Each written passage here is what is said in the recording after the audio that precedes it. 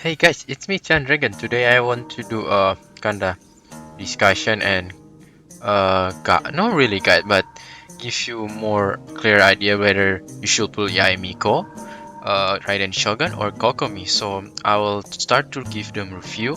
I don't want to talk much in Yae Miko because I already did in full guide, so you can take a look. So and I will give the decision why you should pull or not, and I will give my conclusion, including some constellation that maybe if you confuse like Raiden Shogun C1 or just pull a new Yae Miko Z0 or like you want C2 or whatever. I will explain later in the end also. So yeah, let's get started.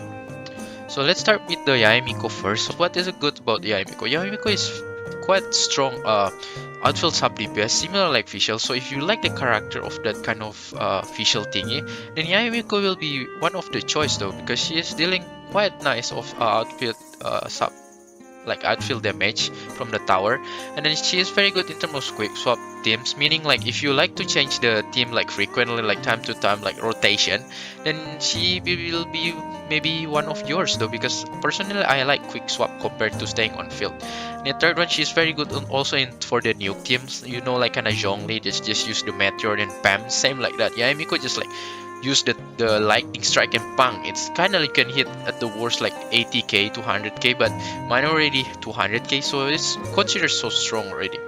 And so let's talk about that one. I will put the link in below. So first, team building, and it's quite niche because as far as I can do right now, the optimal team to pair with her is kind of pull with Raiden, put with Kazuha or Kokomi. So there's not so much option where like Kazuha you can just put in every team, so it's not really universal. Second is she need quite long to set up as a sub DPS. We know like Shincho or Xiangling where you just like use elemental skill, summon Goba or summon the Rain Sword and then use the burst, done. But Yae Miko you need to E like elemental skill 3 times and burst elemental skill 3 times, so a lot of things to process. Then yeah, it's quiet, like take a long time. Let's move to the Raiden Shogun. For Raiden Shogun, for me the pros is that she's very universal in terms of utility, so you can use as a constant electro applier, something like that, to trigger super conduct like you pair with Eula. So that's very good because it's very quite consistent, so it can often trigger super conduct, so the physical reduction can be triggered often, so that's very good though. Second, she is also provide battery for the team, meaning like she is can help to gain energy, a lot of energy recharge though, because from the elemental skills of her though, so it's very convenient. And the three is she is literally good for nuke team also, because the elemental burst damage is just so high also, so very good for the nuke team.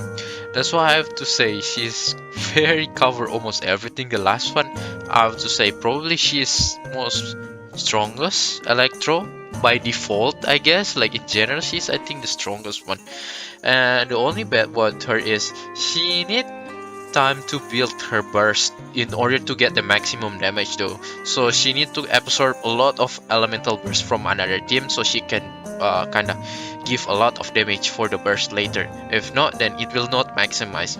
The other cons is her stat and build. It's quite demanding. You have to invest like energy charge and other things and make it hurt into a balance, like a kind of stat. It's a little bit quite hard for me. Until right now I don't really have a very solid build for Raiden because she's quite demanding in certain things, but in general she's still very good though. I think more pros than cons in terms of Raiden Shogun. Now we move to the Kokomi. So Kokomi actually outside of a pros, but I would just highlight actually Kokomi better than I thought. From the first one I reviewed this character, I think she is not really that very good, but actually until now, I think she got upgrade around 30 to 40%. She's better than I thought, much better than I thought. So I'll take the first one is the pros is she's actually pretty good in terms of outfield heal and dealing damage and slow hydro applier though. It's very different if you say like Barbara, but Barbara didn't deal any damage when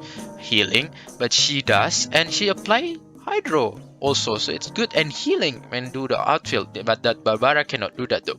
Although Barbara heal a lot, she has like more in term of offensive, so that's why I like about Kokomi. And the second, good in term of utility.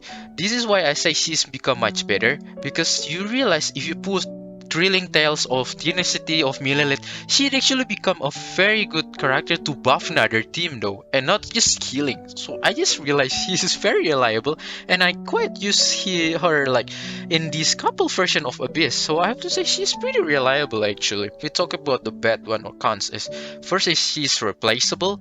100% because we know that we have like such a character like Kokomi Diona that heal a lot and buff also another team. Diona even have even shield, so you can have a lot of substitute for Kokomi though. So that's why I say that's a little bit sad.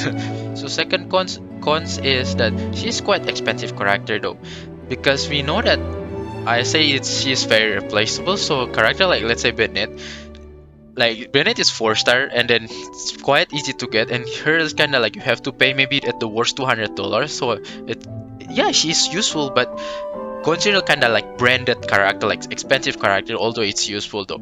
If you compare like let's say like Yae Miko, although Yae Miko still kind of replaceable by Fischl, or maybe Sarah, I say it's a little bit better.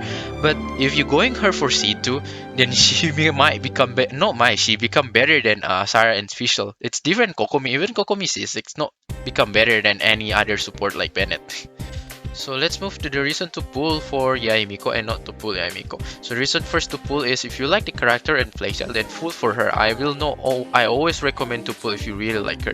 Second, if you need additional sub DPS like Fischl, if you still need that kind of character, then just pull. The third one is if you have Raiden Shogun, I really recommend you to pull Yae Miko, especially you don't have C6 Sarah yet, because I have to say, before C6 Sarah, then Yae Miko still better than Sarah. But if Sarah already C6, then yeah, she's a little bit better than Yae Miko at C0. So yeah, you can consider that. So now we move to the reason to not pull. So first is if you're looking for alternative for Fischl C6, I already tell in the previous video, or Sarah C6, then don't pull. She's not much better if you already C6, unless you want Yae Miko C2, then yeah, she become better. And then second, not for meta slave at least, or it's kind of like not really good for competitive person, because Yae Miko is very balanced character, nothing really like kinda power creep or anything, but not so bad also. The third one is if you need for better team for efficiency in terms of Abyss, or someone like maybe still a new just play in Genshin and want to find a very strong character, still finding like that, then I don't recommend for her, because she's quite like optional character where it's not really necessary to pull though. So it's not maybe your prioritize yet though if you want the efficiency in terms of Abyss. So now move the reason for to pull Raiden. So first is she is a very universal character, because she can like provide battery, she can like dealing a lot of damage. You can almost put in every team that then she will works, like even physical team, whatever. So she is very universal, because usually Archon is strong. So yeah, that's why I really recommend to pull actually.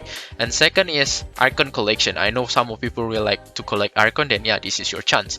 The third one, if you like meta and need for Abyss, I will also say Raiden currently until now she is 100% I would say she is meta actually. Even for beginner, she'll very good to become meta and very good in terms of Abyss until now. The reason only for not to pull her is only one. If you don't like demanding character, because I told you her build it's quite demanding. It's hard to make it like a balance, like stat, a very good, perfect kind of stat. I told you right until now I don't have a very perfect Raiden Shogun build right now, because she's very quite demanding in one or two things though. So that's why if you kind of don't want to face with that thing, then you may consider to not pull. Now we move to the Kokomi. So the reason to pull actually same with the reason from Yae Miko. If you like her playstyle or design, just pull her though, because I think this is the most things that determine like whether you should pull Kokomi or not. The playstyle and design about her though, because other than that maybe she is not really that's very special. Second, this is also can work if you need healer, maybe a quite strong healer beside maybe Barbar or whatever. Although it's quite easy to get, then you may pull for her, and you need like second applier like light Sincho, but of course not as good as Sincho, but kind of like another alternative applier, so you can pull for her, or for Hydro, I mean apply for Hydro, but then you can pull for her. And now we move to a reason to not pull. If you willing to spend around $100, I don't recommend to pull though, unless you really like her, because I just told you, although she's very useful, she's not really that worth in terms of a kind of value. She's kind of like branded character. Yes, of course, if you get her, still very good, but not really worth.